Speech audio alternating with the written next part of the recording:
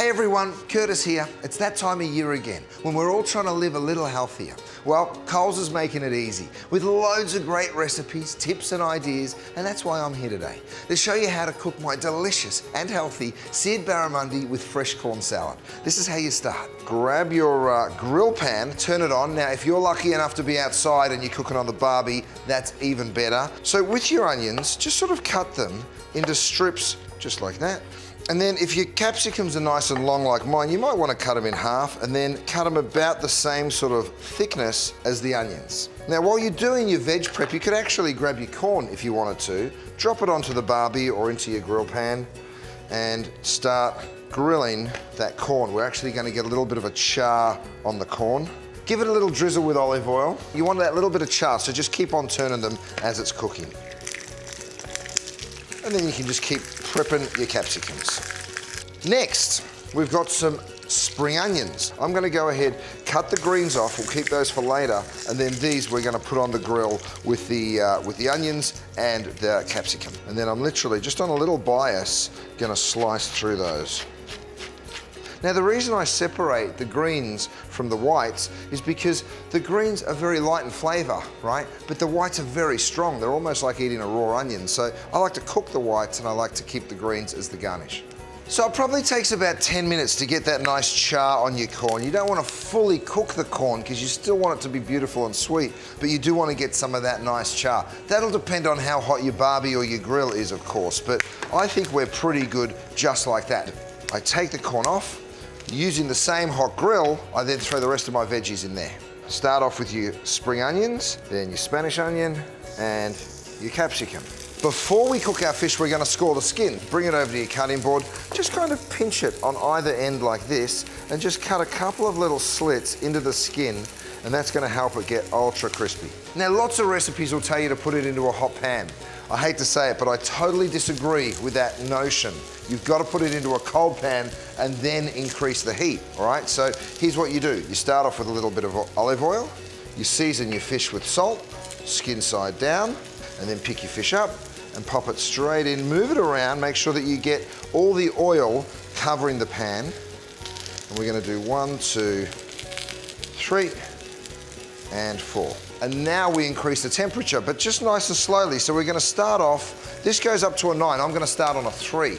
Now is a good time to season your vegetables. So they've been cooking for a couple of minutes. Get yourself a little bit of salt, a little bit of fresh ground black pepper.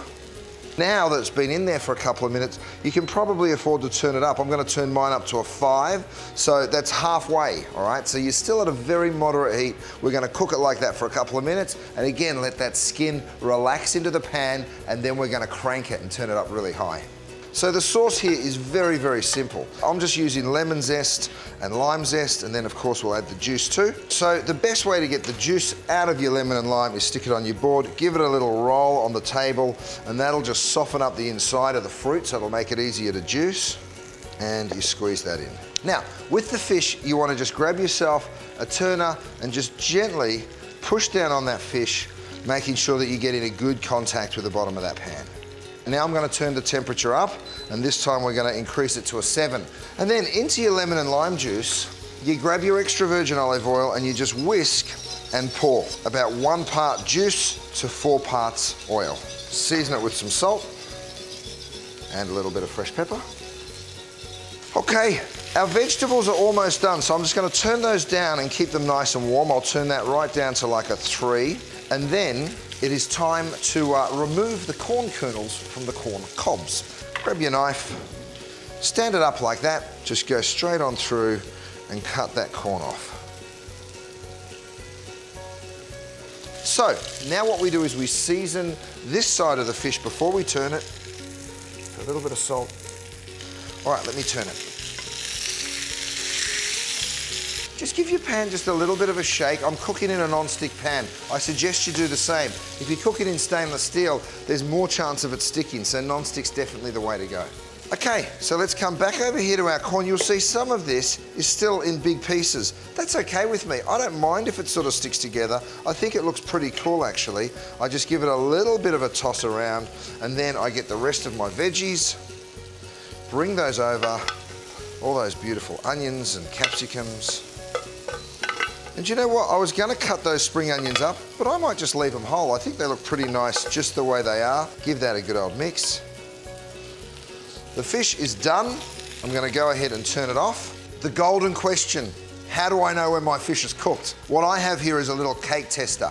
I always have one of these in my back pocket in the restaurant because when it comes to fish, if you push that cake tester in and it comes out without any resistance, your fish is done. These are perfect, they're ready to go. Straight over the top.